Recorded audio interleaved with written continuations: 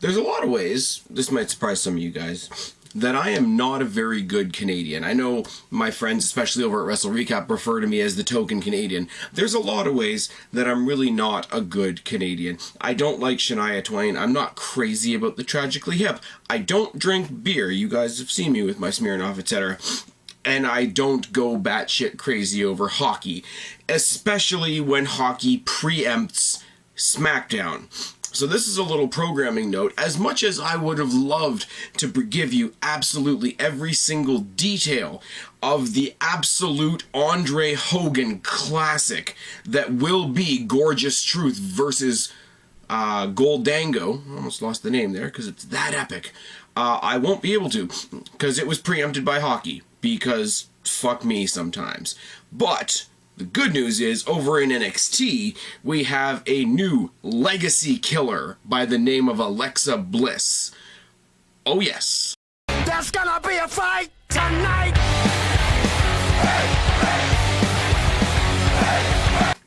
What's going on, everybody? It's your buddy, it's your pal Spaz Phoenix, the YWC Reality Check, here with your NXT review for May 11th. This was touted, this was advertised from Raw, and I think from last week, as the grand return of Finn Balor, which I don't really understand because he wasn't injured, he wasn't taken out, he hasn't been missing from TV, he just lost a match. So we started it off with this cool little, like, lots of flashy demon flashy graphics and all that stuff. Kind of like when the Wyatt family does the jump scare before their entrance music. But Balor comes out. After all this demon imagery, they bring him out. He's not Demon Finn Balor, obviously, because it's not a pay-per-view. He's, douchebag rockstar Finn Balor, which is fine. I like douchebag rockstar Finn Balor. But he doesn't do the arm gimmick. He doesn't do the posing like he usually does. He's all like sullen and almost kind of emo, but not in a way that takes away from his character. Comes out, thanks the crowd really quickly because they're chanting "Thank you, Finn," which is great. He says, "No, I'm the one that should be thanking you." Talks about his wars with Samoa Joe and losing the title at the house show. He makes a point of telling Joe, in London it could have gone either way, but I beat you. In Texas it could have gone either way, but I beat you. At the wherever Lowell, Massachusetts, I think it was. It could have gone either way, Joe, but you got it, the title's missing from me, etc. He's interrupted by Elias Sampson. Really, and I would just shit on this segment. I would skip this segment completely if it wasn't for, as soon as Elias Sampson comes out, he's playing the music, he's got the headset mic gimmick there. And he's singing about the failure of the demon and all that sort of thing. But the heat that he had in this one little thing, from the crowd at Full Sail, which is glad to have NXT back after, wandering all over the place, the heat that he has was more intense than John Cena, Roman Reigns, and Eva Marie rolled up together. The heat was fucking huge. He's doing the singing game. The singing is bullshit, and it's sort of a half-ass attempt by Elias Sampson. If I'm not lying, he's got the drift away chant, which is basically the NXT crowd's polite way of telling him to fuck off. He's singing behind Balor, and Balor's playing up this really cool stoic, like he's so still and so pissed and so statuesque in the way that he's standing. It's one of those, he's standing perfectly still, but inside he's shaking, like that kind of mentality. And as soon as Samson gets close enough, he hits him with the Pele. Because why not? Pele knocks him right out of the ring, which is what it does. And then the announcers say, well, yeah, this must have all happened because they're having a match later tonight. The main event is Finn Balor, your most recent ex-NXT champion, versus Elias Sampson. For reasons. But we get off of that pretty quickly. We have some interview segments in the back. I think they interviewed Nakamura, they interviewed Bailey and some other people. I didn't write it down, to be honest with you. Two guys named Hollis and Skylar, who I don't really know or care about, took on the American Alpha, so gee, I wonder how this is going to go. Gable and Skylar start with some chain wrestling and an armbar, dropkick by Jordan, and an awkward front slam. He goes like he's gonna front slam him, almost Michinoku driver style, but instead he sort of throws him javelin style. If you imagine Hell in the Cell, Shawn Michaels Undertaker, when he sort of throws him head first, chuck your spear style, but except he doesn't chuck him into anything, so he just lands on his face. It's a really awkward but really, really painful looking move. Arm drag by Jordan, and Gable takes the tag, works on the same arm, front slam and an armbar by Gable, and then another armbar by Jordan. The story of tonight, going into this match and a couple others, is arm bars, where we got psychology. It's good. We like arm bars. It's okay. Cheap shot in a mud hole by Hollis and a mud hole by Skylar, as each one takes over from the other one. Like the unicorn stampede of the New Day, but not nearly as cool.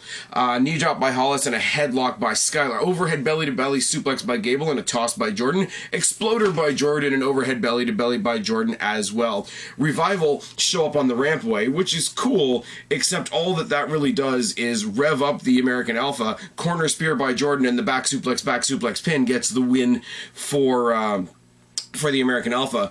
I think they call that double back suplex. I think they're calling it like true velocity or total velocity or something like that. I don't care, and I'm not going to call it that.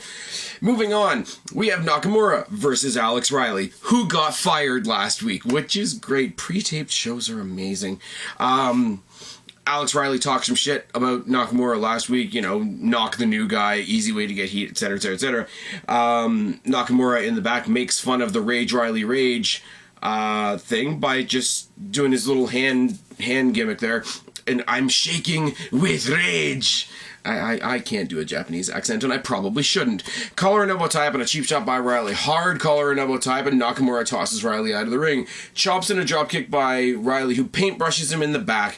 And it's cool, because kind of like Finn Balor earlier in the night, Nakamura's down to one knee, he's getting paintbrushed in the back. Then he doesn't, turn around and fight it back right away.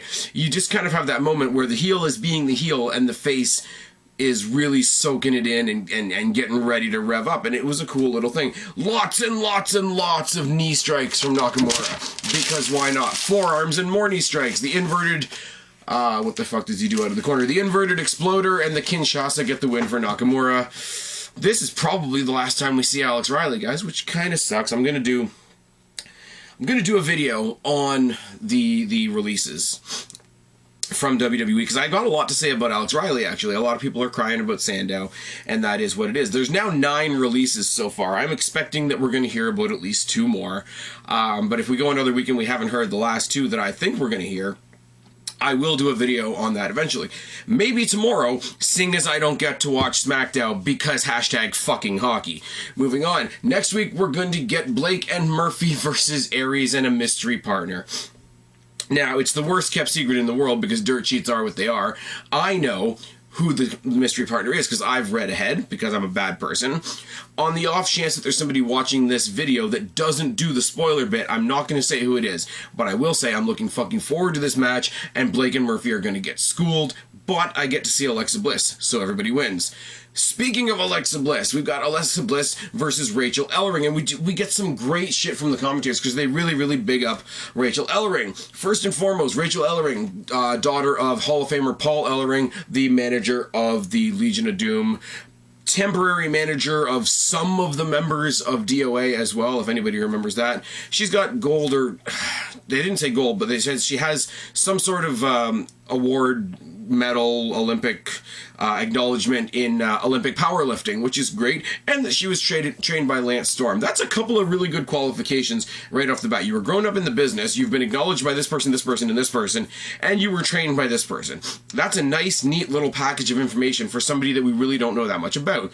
Collar and elbow tie-up, and they trade arm bars, because that's the theme of the night. Snapmare by Bliss, overhead keylock by Bliss, and a face plant. Trip by Rachel, pinning reversal sequence, and kicks to the back by Bliss, and another armbar, because we love them. Stomps in a knee drop and to the arm by Bliss, working the arm, which is great. 2 jabs and a drop kick by Rachel, but a choke takedown and a sparkle splash gets the win for Bliss. Now, the commentators, while Bliss is celebrating in the ring, they really do good to play up this thing of, she's going after these girls that are second-generation stars. They mentioned Tessa Blanchard, who is obviously the daughter of Tully Blanchard. Talk about Rachel Ellering tonight, daughter of Paul. I do like this. If they choose to, I'm not saying that they will. I'm just saying that this is a good idea that they have, that they've already started, whether they realize it or not. You could take this to the main roster, establish Alexa Bliss as the girl that takes out second second generation wrestlers, you've got a ready-made feud between her and Charlotte. You've got a ready-made feud between her and Paige, because they have, although she wasn't in WWE, what the hell is her name? Sierra Knight, I believe, is the name of Paige's mom, who's big in wrestling back where she's from.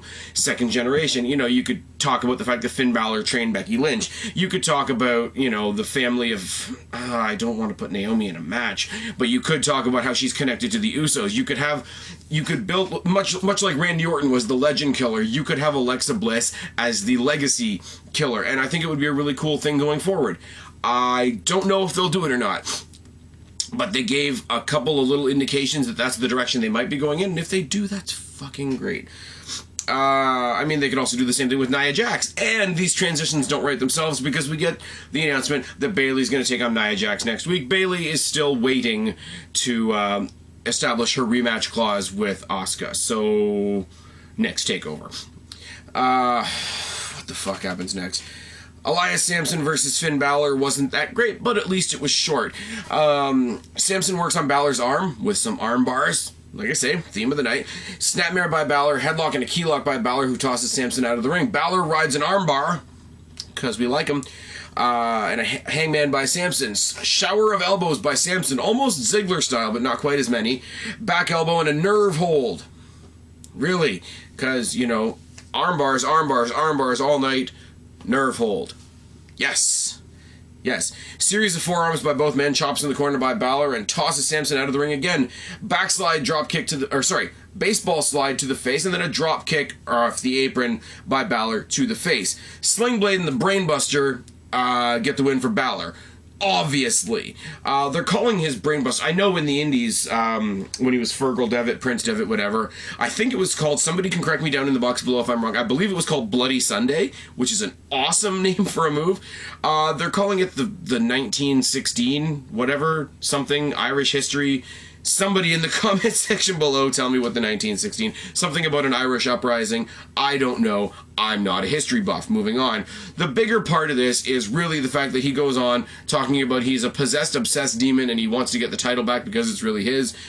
Joe comes out to basically tell him to go fuck himself. Regal separates the two, tells him that they're going to be at the next TakeOver, which is on the 8th of June at Full Sail. So we're going to go back to the TakeOvers that are just happening to be extra long episodes of NXT. Not quite sure how I feel about that, but I'm pretty sure we're getting Bayley versus Asuka too at that show. We're getting Joe versus Balor. If you read the dirt sheets, apparently this is going to be the first cage match in NXT history. That will be cool. They've only done 2 ladder matches. They haven't really branched out into a whole lot of gimmick matches in NXT, but Finn Balor, Samoa Joe in a cage, either a muscle buster off the top of the cage or a coup de grace from the top of the cage, could be really, really cool.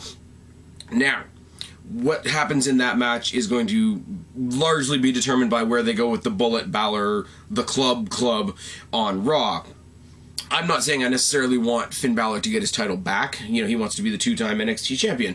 That's great. He's already the longest reigning NXT champion. He doesn't need a dual credential there. The fans love him. The minute he steps onto that stage on Raw, he's going to be over as fuck, and AJ's going to start playing second fiddle. It's all good.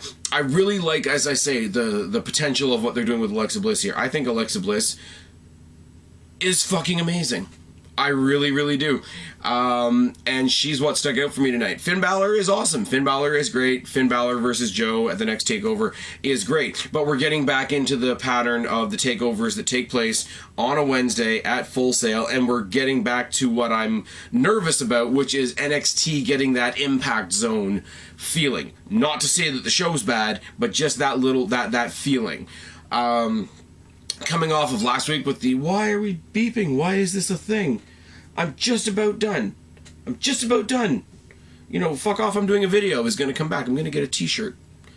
Lost my train of thought. Now, why the hell do you guys watch my videos? Yeah, NXT was good. Normally, this is where I would switch off and get a head start on my SmackDown review. but fuck hockey. Anyways, this was a cool episode of NXT. Not anything that's going to blow anything out of the water. This is a really interesting last match for Alex Riley. We got to see Nakamura. American Alpha are always great, and it is what it is. I hope you guys enjoyed it. If you did or if you didn't, put it down in the box below. Let me know. Start a conversation. The comment section is very dry recently on my videos, and that's not me telling you guys what to do, just kind of curious. When I started doing the live hangouts with Guapo and Kristen for the first couple of times in the past couple of weeks, we had a lot of activity in the chat while the video was going on. That was amazing.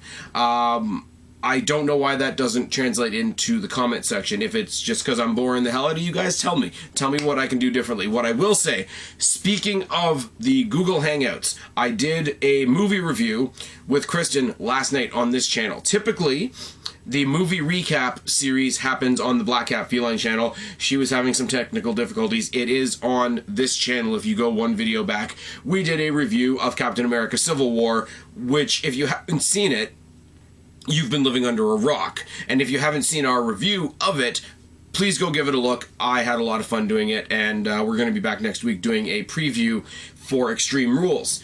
That all being said,